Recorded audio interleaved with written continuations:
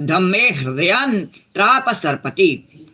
मेरे दूर होने के कारण, भगवान ने महाभारत में कहा, मेरे दूर होने के कारण द्रौपदी ने जोर से गोविंद गोविंद इस प्रकार करुण क्रंदन करके मुझे पुकारा।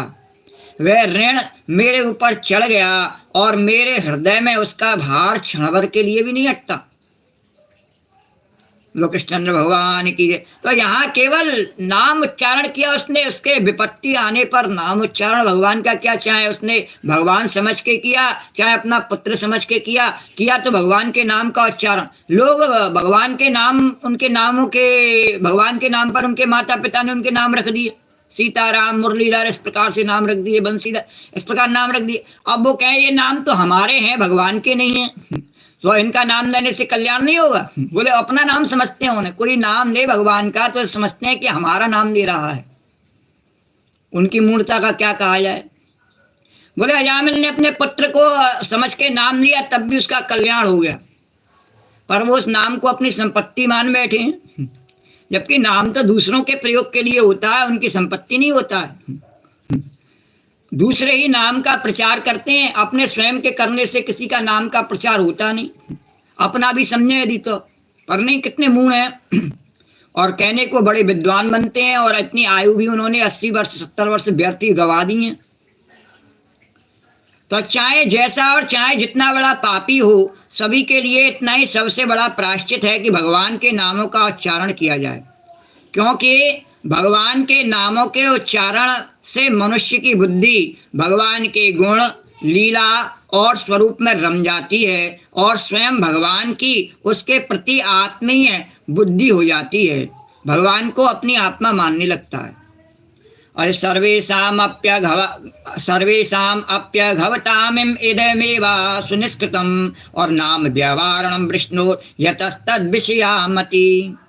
श्री कृष्ण गोविंद हरे मुरारी, हे नाथ नारायण वासुदेव। श्री कृष्ण गोविंद हरे मुरारी, हे नाथ नारायण वासुदेव।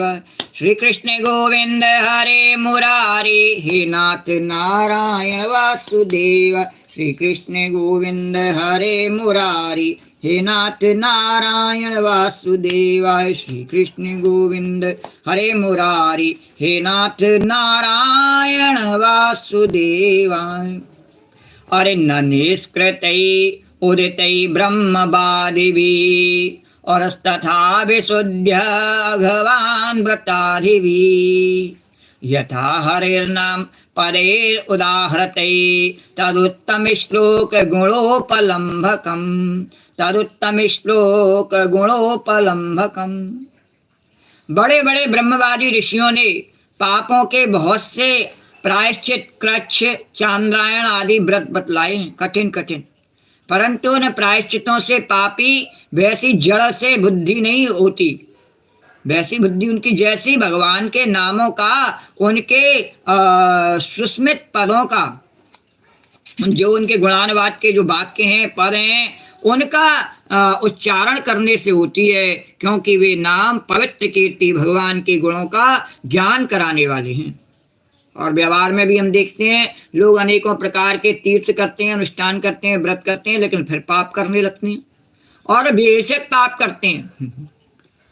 अरे नैकांतिकम तद्विकृते निष्कृते मन पुनर्धावति वेद सत्पथि। नैकांतिकम तद्विकृते निष्कृते मन पुनर्धावति चेद सत्पथि।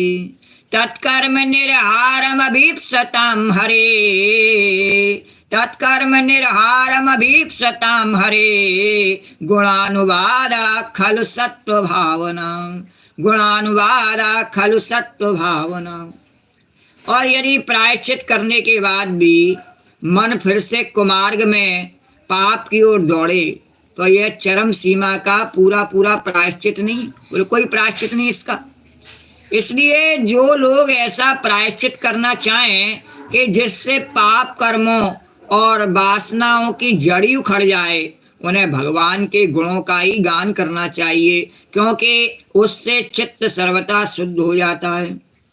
श्री कृष्ण गोविंद हरे मुरारी, हे नाथ